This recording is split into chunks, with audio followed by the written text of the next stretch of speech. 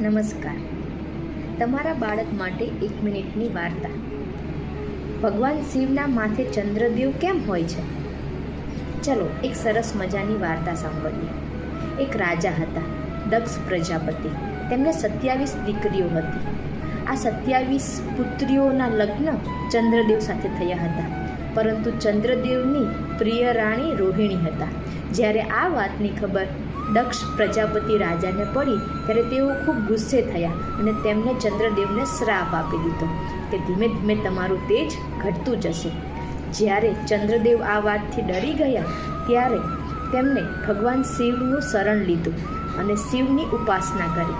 ભગવાન શિવ તેમના ઉપર પ્રસન્ન થયા અને તેમને કહ્યું કે તું ક્યારેક વધશે તો ક્યારેક ઘટશે અને તમારું સ્થાન હંમેશા મારા મસ્તક ઉપર રહેશે. આ વાર્તા આપણને શીખવે છે કે હંમેશા દરેક વસ્તુમાં સમાનતા રાખવી જોઈએ અને ભગવાન ઉપર જો વિશ્વાસ હોય તો આપણે દરેક મુશ્કેલીઓનો સામનો કરવા માટે આપણે સક્ષમ હોઈએ છીએ. હર હર મહાદેવ.